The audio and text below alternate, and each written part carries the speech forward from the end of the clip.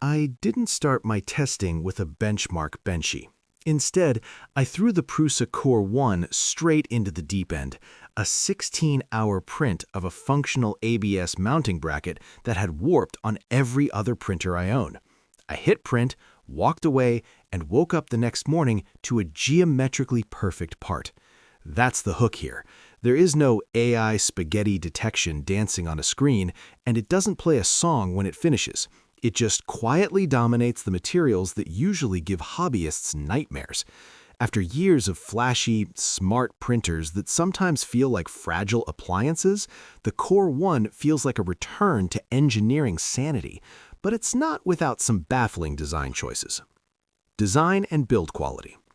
The first thing you notice is the footprint. It's deceptively compact. Prusa calls the frame an exoskeleton, and it feels distinct from the plastic-clad cubes we're used to.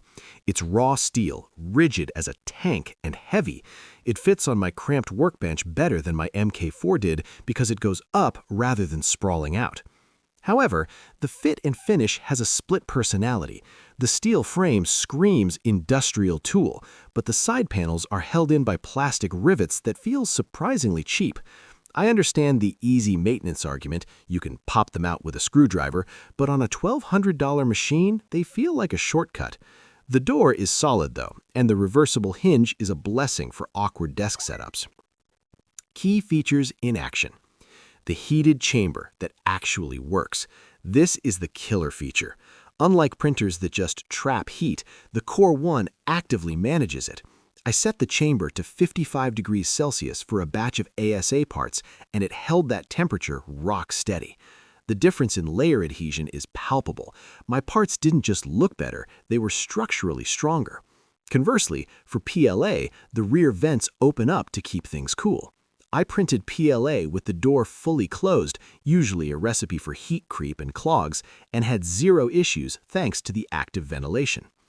CORE Y kinematics and Nextruder. If you're coming from a bed slinger like the MK3 or MK4, the speed bump here is noticeable. It's about 20% faster in practice, but the real win is stability. Tall, thin prints that used to wobble on a moving bed are dead still here. The Nextruder continues to be my favorite extrusion system on the market. The load cell sensor for the first layer is practically magic. I swapped nozzles 3 times during testing, and I never once had to calibrate a Z offset manually. It just taps the bed and goes.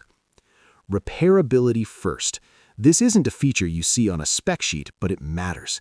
When I wanted to check the belt tension, I didn't have to break plastic tabs or peel off glued rubber. Everything is accessible. It respects your time as a mechanic, not just as a user. Performance and daily reality. In my daily workflow, the CORE One became the reliable one. While my other fast printers were throwing errors or needing glue stick reapplication, the CORE One chewed through spool after spool. PLA to PTG, flawless. The print quality is slightly better than the MK4S, mostly due to the elimination of vertical artifacts, or VFA, thanks to the CORE Y motion system. ABS to ASA to PC, this is where it shines. I printed a large polycarbonate gear that usually delaminates. On the CORE One, it came out solid. The active chamber heating does what passive enclosures simply can't. However, the smart features feel a generation behind. The camera is usable. It takes a frame every few seconds and needs good external light. Compared to the smooth, high frame rate streaming of a Bambu Lab X1 it feels like a webcam from 2010. It's fine for checking did it fail, but you won't be making time-lapse content with it. Limitations and trade-offs. Let's address the elephant in the room, the price. At $1,299 assembled, you are paying a premium for the Prusa name and support. You can get a Bambu Lab P1S for nearly half the price that prints just as fast. Also, the user experience isn't as polished for beginners. Setting up the Wi-Fi felt clunky compared to the QR code scanning simplicity of competitors. And while I love the open-source nature, I did run into a crash detection error that required me to fiddle with belt tensioning more than I'd like on a pre-assembled unit. It's a machine that rewards a little bit of knowledge, whereas others try to hide the mechanics entirely. Final verdict. The Prusa CORE One is a 3D printer for people who want a tool, not a toy. It trades the wow factor of LiDAR and AI for the quiet confidence of industry-leading reliability and repairability. Buy this if you print engineering materials like ABS, ASA, or PC regularly and need dimensionally accurate parts without warping. You value long-term repairability and want a machine you can service easily in 5 years. You are already in the Prusa ecosystem and want a compact Core Y machine that shares parts with your MK4. Skip this if you strictly print PLA for cosplay or toys. A Bambu Lab P1S or A1 will save you money and do the job just as well. You need multicolor printing right now. The MMU3 support is coming but isn't integrated like an AMS system yet. You want a plug-in and never touch a screw appliance. I'll admit I was skeptical. For years, 3D printing meant tinkering, leveling beds with a piece of paper, unclogging nozzles, and praying over the first layer like it was a fragile ritual. Then I unboxed the X1 Carbon. I didn't start with a calibration cube. I threw a 14-hour multicolor print at it straight out of the box, a complex model with overhangs that would usually make my Prusa sweat. I hit print from my phone while sitting on the couch and went to bed. The next morning, it was done. Perfect layers, zero spaghetti. It felt less like using a workshop tool and more like using a microwave. That is the magic and the danger of this machine. Design and build quality. The X1C looks like it belongs in a design studio, not a garage. The aluminum and glass enclosure is sleek, rigid, and surprisingly compact for its build volume. Unlike the bed slingers, like the Prusa MK4 or Ender 3, where the bed moves back and forth, this is a Core XY machine. The bed only moves up and down. This makes it incredibly stable at high speeds. However, premium doesn't mean quiet. This machine is loud. The chamber fan sounds like a small hairdryer, and when it's moving at full speed, the vibration is noticeable. If you plan to keep this in your home office, you will need noise-canceling headphones or a closet to put it in. Key features in action. The AMS, Automatic Material System. If you buy the X1C, get the combo with the AMS. It's not just for multicolor prints, it's for laziness. I keep PLA, PETG, and support material loaded simultaneously. When a spool runs out, it can automatically switch to a backup spool. The catch, it hates cardboard spools, like brands like Overture or Polymaker. The rollers slip or cardboard dust gums up the gears. You'll find yourself wrapping spool edges in electrical tape or printing plastic adapter rings, a primitive fix for such a high-tech machine. LiDAR and AI detection. The printer uses a LiDAR sensor to scan the first layer and calibrate flow. In practice, this is 90% effective. It has saved me from a few failed prints by pausing when it detected a blob or spaghetti. However, it occasionally throws false positives on textured PEI plates, forcing you to resume the print manually. It's cool tech, but don't trust it blindly. The poop chute. To change colors, the printer cuts the filament, purges the old color, and wipes the nozzle. It creates little nuggets of waste plastic that shoot out the back. For a multicolor model, you can end up with more waste than actual product.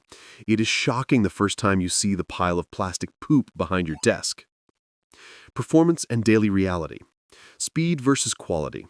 The speed is addictive. I printed a standard benchy boat in 17 minutes. But here's the reality. At ludicrous speeds, the parts are weaker and the finish is matte rather than glossy. For functional parts, I actually slow it down to typical speeds similar to a tuned Prusa to ensure layer adhesion. Engineering materials. This is where the carbon in the name matters.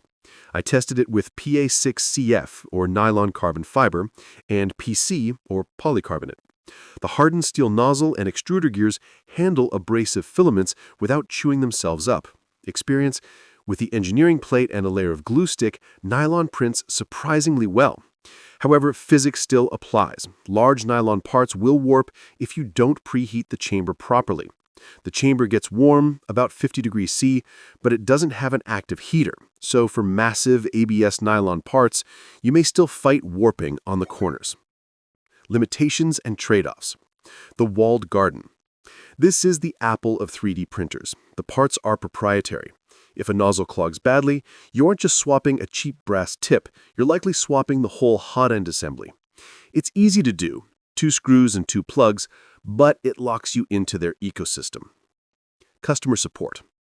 This is the biggest red flag. In my experience, and based on recent community reports, support response times are slow, often taking 3 to 7+ days for a meaningful reply. If this is a mission-critical machine for a business, you need to buy spare parts before you need them because you can't rely on overnight support. Maintenance. Despite the no tinkering claim, you still have maintenance. The carbon rods need cleaning, do not grease them, and the belts need tensioning eventually. I also found the PTFE tubes wear out faster than expected due to the constant friction of the AMS loading-unloading. Final verdict. The Bambu Lab X1 Carbon is currently the benchmark for consumer 3D printing. It has made my other printers gather dust simply because it removes the friction between having an idea and holding the part. Buy this if you value your time more than your money. You want multicolor capabilities or easy support interface material. Using PLA support for PLA prints is a game changer. You need to print abrasive engineering materials like carbon fiber nylon out of the box. Skip this if. Noise is a deal breaker. It is too loud for a bedroom or quiet office. You are on a budget. The Bambu Lab P1S offers 90% of the performance for significantly less money. You lose the LiDAR and nicer screen, which frankly you can live without. You demand open source. If you want to modify every aspect of your machine firmware, stick with a Voron or a Prusa. Everyone asks the same question. Is this the Bambu Lab X1C killer? My honest answer, after living with it, it's not a killer. It's a heavyweight boxer in a different weight class. I went straight for the jugular on my first print, a full-sized, multicolored Mandalorian helmet. I didn't want a benchy. I wanted to see if that 350mm build volume and the new color filament system, CFS, could actually work together without jamming 20 hours in. Spoiler, it finished, but not without me hovering over it like a nervous parent. Design and build quality. The first thing you notice is the scale. This machine is an absolute tank. The die-cast aluminum alloy frame feels incredibly rigid, significantly more so than the K1 Max. It's heavy, nearly 40 kilograms with the CFS, so don't plan on moving it often. The aesthetics are industrial premium. The heavy glass door seals with a satisfying thud, which is essential for the active heating chamber. However, I encountered a practical annoyance immediately. The CFS unit sits on top by default, making the total height nearly a meter. If you have shelving above your desk, you're in trouble. I actually had to move it to the floor at one point because the inertia from the print head throwing itself around at high speeds caused my standard IKEA desk to wobble, introducing Z-banding artifacts. You need a rock-solid surface for this machine. Key features in action. The CFS. This is Creality's answer to the Bambu AMS. It holds 4 spools, expandable to 16, and automates loading and unloading. In practice, it's about 85% successful. When using Creality's own RFID-chipped Hyper PLA, it's magical. Drop it in, and it knows the color and material. However, when I used third-party cardboard spools, I ran into friction issues. The retraction gears sometimes struggle to pull filament back if the spool rim is dented or soft. I found myself printing printable rim adapters to keep things running smooth. It works, but it lacks the set-it-and-forget-it polish of its main competitor. Active chamber heating. This is the feature that actually sold me. Unlike most enclosed printers that just trap passive heat from the bed, the K2 Plus actively heats the chamber up to 60 degrees Celsius. I tested this with a large ABS storage bin. On my K1 Max, large ABS prints usually warp at the corners. On the K2 Plus, with the chamber set to 55 degrees Celsius, the parts came out with injection-molded streetness. If you print engineering materials like ABS, ASA, or PC, this feature alone justifies the price. Performance and daily reality. In terms of raw speed, the marketing claims 600 millimeters per second, but my daily driver speed settled around 350 to 350 millimeters per second for quality prints. The new FOC, field-oriented control, motors are a genuine upgrade. The movement is weirdly quiet, almost ghostly. Unfortunately, that silence is completely ruined by the fans.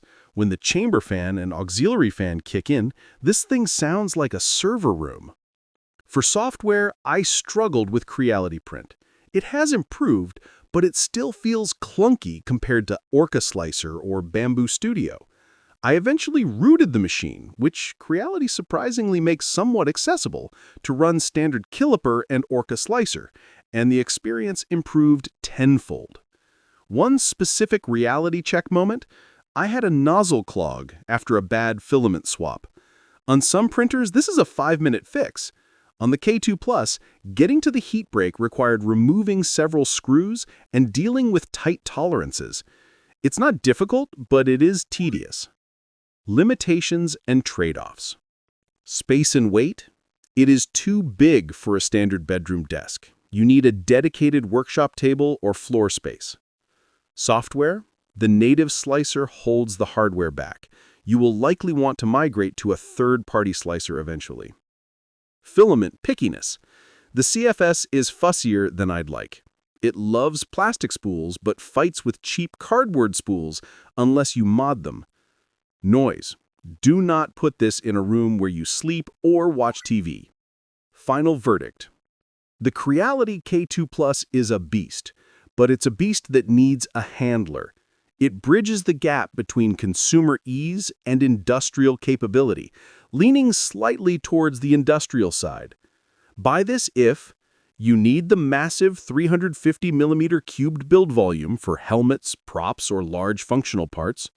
You print ABS, ASA regularly and need the active chamber heating to stop warping. You are comfortable tinkering with slicer profiles or rooting Caliper to unlock its full potential. Skip this if you have limited desk space, get a Bambu P1S or X1C or K1C instead. You print mostly PLA and just want a plug-and-play appliance experience with zero troubleshooting. Silence is a priority for your workspace.